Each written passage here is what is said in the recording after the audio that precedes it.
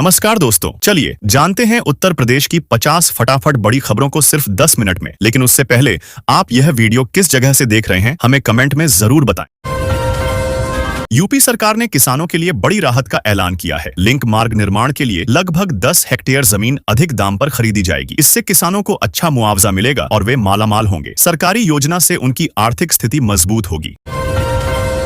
UP के इस जिले में 1 नवंबर से धान की खरीद प्रक्रिया शुरू होगी। किसान बढ़े दाम पाने के लिए सरकारी पोर्टल या स्थानीय केंद्र पर अपना पंजीकरण करा सकते हैं। समय पर रजिस्ट्रेशन करने से उन्हें उचित मूल्य पर धान बेचने का लाभ मिलेगा और प्रक्रिया में कोई बाधा नहीं आएगी। गाजियाबाद में डेंगू के 193 और मलेरिया के 87 मरीज पाए गए हैं। स्वास्थ्य विभाग ने कई कॉलोनियों में सर्वे शुरू कर दिया है। लोग अपनी कॉलोनी की स्थिति जानने के लिए जारी लिस्ट देख सकते हैं। विभाग ने सफाई और रोकथाम के लिए विशेष अभियान चलाने के निर्देश दिए हैं।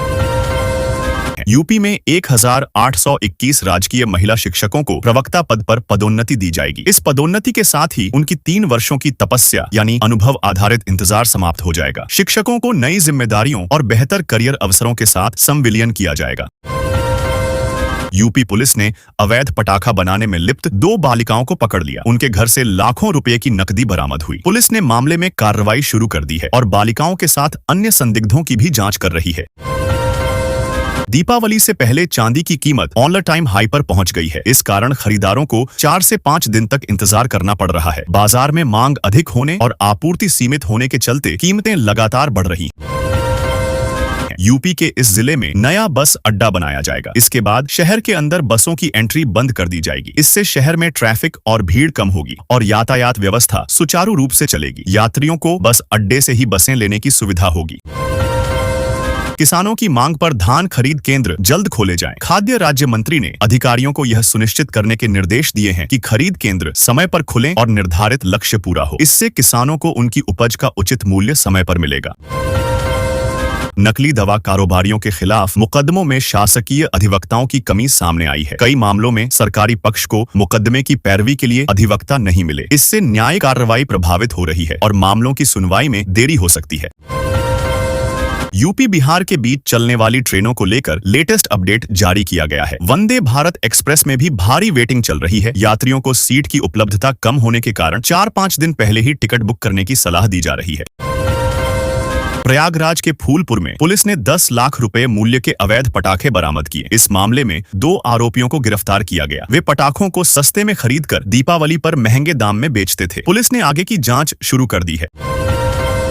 सूर्य घर मुफ्त बिजली योजना के तहत अब स्मार्ट मीटर अनिवार्य नहीं रहेगा। इसके बावजूद कर्मचारियों को अपने घरों और संस्थानों पर सोलर पैनल लगाने के निर्देश दिए गए हैं। इससे लोगों को सौर ऊर्जा से बिजली की सुविधा मिलेगी और योजना का लाभ सीधे मिलेगा।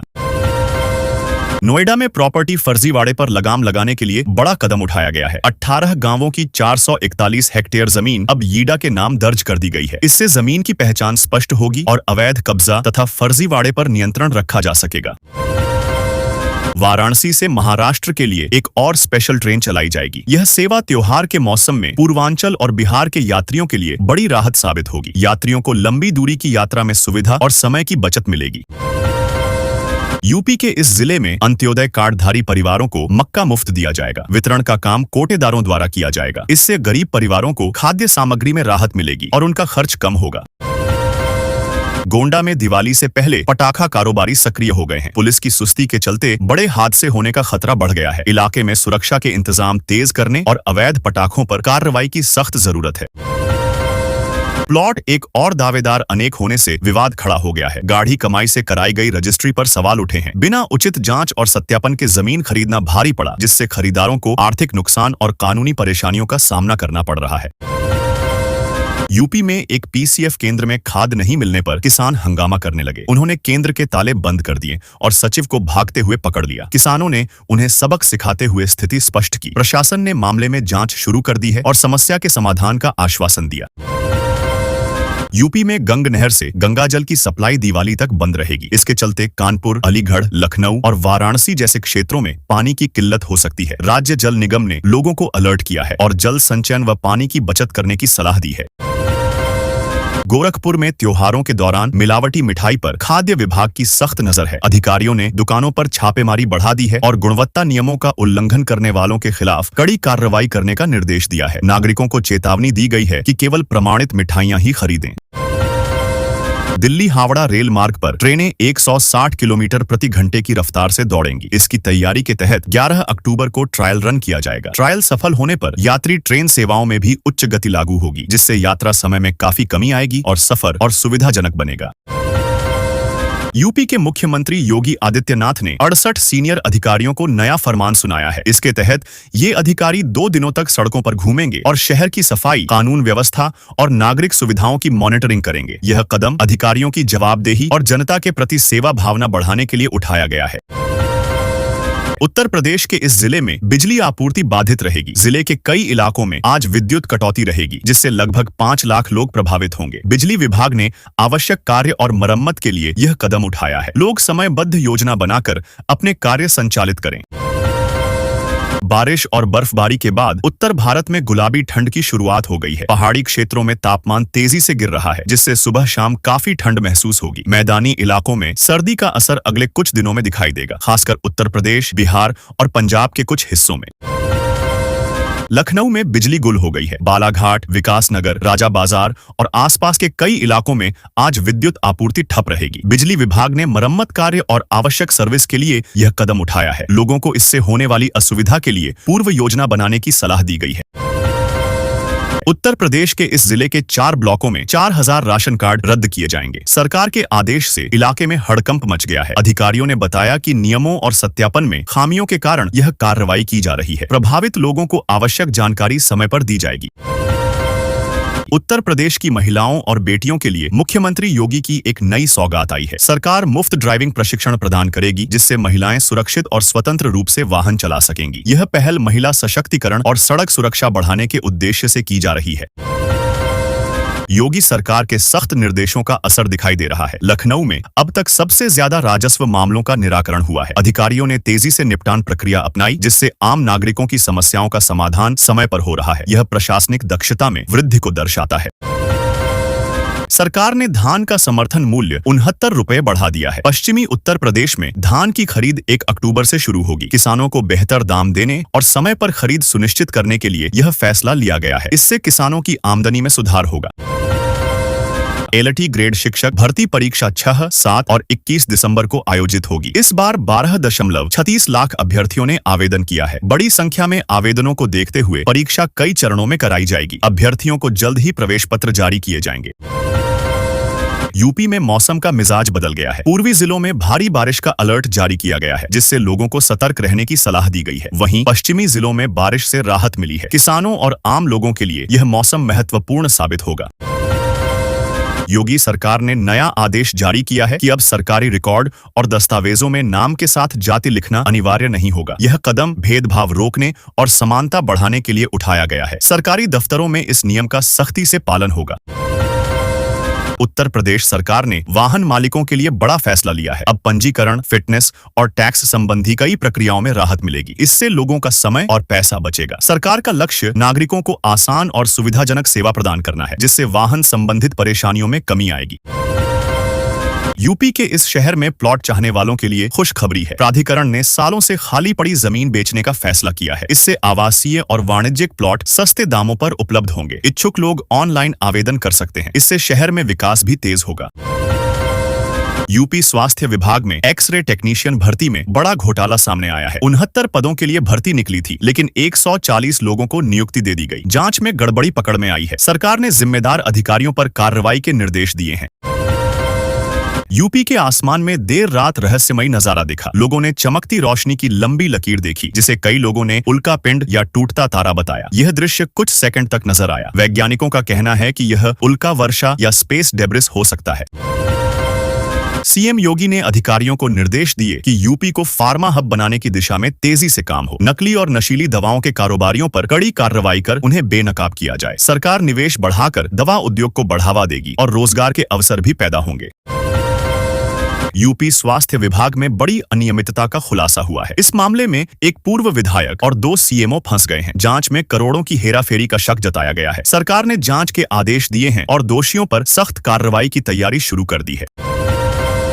पूर्वी उत्तर प्रदेश में भारी बारिश ने 136 साल पुराना रिकॉर्ड तोड़ दिया है। कई जिलों में जलभराव और जनजीवन अस्त व्यस्त हो गया है। मौसम विभाग ने आज के लिए ऑरेंज अलर्ट जारी किया है और लोगों से घरों में सुरक्षित रहने की अपील की है। त्रिस्तरीय पंचायत चुनाव की मतदाता सूची पुनरीक्षण कार्य में लापरवाही बरतने पर बीएसए ने सख्त कार्रवाई की है। 24 शिक्षकों का वेतन काटने का आदेश जारी किया गया है। बीएसए ने चेतावनी दी कि आगे ऐसी लापरवाही पाए जाने पर निलंबन की कार्यवाही की जाएगी। मुख्यमंत्री योगी आदित्यनाथ ने प्रदेश की विकास योजनाओं में बेहतर समन्वय की आवश्यकता पर जोर दिया। उन्होंने अधिकारियों को निर्देश दिया कि योजनाओं के क्रियान्वयन में पारदर्शिता और गति दोनों सुनिश्चित की जाए। योगी ने कहा कि विकास परियोजनाओं से जनता को सीधे लाभ मिलना चाहिए। यूपी में मानसून फिर सक्रिय हो गया है। मौसम विभाग ने नोएडा, गाजियाबाद, लखनऊ, कानपुर और आसपास के जिलों में बारिश और ओलावृष्टि का अलर्ट जारी किया है। अगले 24 घंटों में तेज हवाओं के साथ बारिश की संभावना जताई गई है। लोगों को सतर्क रहने की सलाह दी गई है। खुशखबरी, सरकार ने 7 अक्टूबर को सार्वजनिक अवकाश घोषित किया है। इस दिन सभी सरकारी कार्यालय, स्कूल और अधिकांश बैंक बंद रहेंगे। छुट्टी धार्मिक आयोजन और उत्सव को ध्यान में रखते हुए घोषित की गई है। कर्मचारियों और विद्यार्थियों में छुट्टी की घोषणा से खुशी की लहर है। वाराणसी में हनुमान चालीसा को लेकर विवाद बढ़ गया है। स्थानीय प्रशासन ने मामले को देखते हुए सुरक्षा बढ़ा दी है। पुलिस ने आसपास के इलाकों में पेट्रोलिंग तेज कर दी है और संवेदनशील स्थानों पर अतिरिक्त जवान तैनात किए हैं। लोगों से शांति बनाए रखने की अपील की गई है। यूपी सरकार ने फ्री राशन पाने वाले लाभार्थियों की जांच तेज कर दी है। प्रारंभिक अनुमान के अनुसार 16 लाख फर्जी राशन कार्ड रद्द किए जा सकते हैं। मुख्यमंत्री योगी आदित्यनाथ ने कहा है कि इस कार्रवाई से वास्तविक जरूरतमंदों को ही लाभ मिलेगा और राशन वितरण में पारदर्शिता सुनिश्चित होगी। पराली जलाने की घटनाओं को रोकने के लिए प्रशासन सख्त हो गया है। जिलाधिकारी ने विशेष उड़न दस्ते बनाकर खेतों में निगरानी बढ़ा दी है। उल्लंघन करने वालों के खिलाफ तत्काल कानूनी कार्रवाई की जाएगी। किसानों को पराली न जलाने और पर्यावरण संरक्षण के प्रति जागरूक रहने की सलाह दी गई है। अखिलेश यादव के निर्देश पर सपा के टिकट दावेदारों का रिपोर्ट कार्ड तैयार किया जाएगा। इस रिपोर्ट कार्ड में दावेदारों की सामाजिक प्रतिबद्धता, जनसेवा और पार्टी के प्रति योगदान का मूल्यांकन किया जाएगा। पार्टी का उद्देश्य योग्य और मेहनती उम्मीदवारों को चुनाव मैदान में उतारना है। वाल्मीकि जयंती के अवसर पर उत्तर प्रदेश में सार्वजनिक अवकाश रहेगा। इस दिन स्कूल, कॉलेज और सरकारी कार्यालय बंद रहेंगे। राज्य सरकार ने लोगों से अपील की है कि वे उत्सव का आयोजन शांति और सामंजस्य के साथ करें और आवश्यक सेवाओं की जानकारी पहले से सुनिश्चित कर लें। बरेली में सुरक्षा बढ़ाने के लिए इंटरनेट सेवा बंद कर दी गई और शहर के चप्पे चप्पे पर निगरानी के लिए ड्रोन तैनात किए गए। प्रशासन ने भीड़ और संभावित असामाजिक गतिविधियों पर नजर रखने के लिए कड़ी सतर्कता बरती। गाजियाबाद में साइबर ठगों ने एक शिक्षिका को डिजिटल अरेस्ट दिखाकर 6,30,000 रुपए ठगे। ठगों ने खुद को सीबीआई ऑफिसर बताकर डराया और पैसा देने के लिए मजबूर किया। पीड़ित महिला ने मामले की शिकायत पुलिस में दर्ज कराई। घटना ने साइबर सुरक्षा की संवेदनशीलता उजागर की। रामपुर में जिस जमीन से अतिक्रमण हटाया गया, वहां अब सड़क और सार्वजनिक उपयोग की सुविधा बनाने का काम किया गया है। दीपावली से पहले स्थानीय लोगों को इस सुधारित सड़क और सुविधाओं का उपयोग करने का तोहफा मिलने की संभावना है। बरेली में पुलिस और प्रशासन ने कार्रवाई करते हुए हिंसा के आरोपी डॉक्टर नफीस के बैंक्वेट हॉल को बुलडोजर से ध्वस्त कर दिया। यह कार्रवाई उन घटनाओं के विरोध और नियमों के उल्लंघन के खिलाफ की गई है। यूपी सरकार ने किसानों के लिए बड़ी राहत का ऐलान किया है। लिंक मार्ग निर्माण के लिए लगभग 10 हेक्टेयर जमीन अधिक दाम पर खरीदी जाएगी। इससे किसानों को अच्छा मुआवजा मिलेगा और वे मालामाल होंगे। सरकारी योजना से उनकी आर्थिक स्थिति मजबूत होगी। यूपी के इस जिले में 1 नवंबर से धान की खरीद प्रक्रिया शुरू होगी। किसान बढ़े दाम पाने के लिए सरकारी पोर्टल या स्थानीय केंद्र पर अपना पंजीकरण करा सकते हैं। समय पर रजिस्ट्रेशन करने से उन्हें उचित मूल्य पर धान बेचने का लाभ मिलेगा और प्रक्रिया में कोई बाधा नहीं आएगी। गाजियाबाद में डेंगू के 193 और मलेरिया के 87 मरीज पाए गए हैं। स्वास्थ्य विभाग ने कई कॉलोनियों में सर्वे शुरू कर दिया है। लोग अपनी कॉलोनी की स्थिति जानने के लिए जारी लिस्ट देख सकते हैं। विभाग ने सफाई और रोकथाम के लिए विशेष अभियान चलाने के निर्देश दिए हैं। यूपी में 1821 राजकीय महिला शिक्षकों को प्रवक्ता पद पर पदोन्नति दी जाएगी। इस पदोन्नति के साथ ही उनकी 3 वर्षों की तपस्या यानी अनुभव आधारित इंतजार समाप्त हो जाएगा। शिक्षकों को नई जिम्मेदारियों और बेहतर करियर अवसरों के साथ संविलियन किया जाएगा। यूपी पुलिस ने अवैध पटाखा बनाने में लिप्त 2 बालिकाओं को पकड़ लिया। उनके घर से लाखों रुपए की नकदी बरामद हुई। पुलिस ने मामले में कार्रवाई शुरू कर दी है और बालिकाओं के साथ अन्य संदिग्धों की भी जांच कर रही है। दीपावली से पहले चांदी की कीमत ऑल टाइम हाई पर पहुंच गई है। इस कारण खरीदारों को 4 से 5 दिन तक इंतजार करना पड़ रहा है। बाजार में मांग अधिक होने और आपूर्ति सीमित होने के चलते कीमतें लगातार बढ़ रही हैं। यूपी के इस जिले में नया बस अड्डा बनाया जाएगा। इसके बाद शहर के अंदर बसों की एंट्री बंद कर दी जाएगी। इससे शहर में ट्रैफिक और भीड़ कम होगी।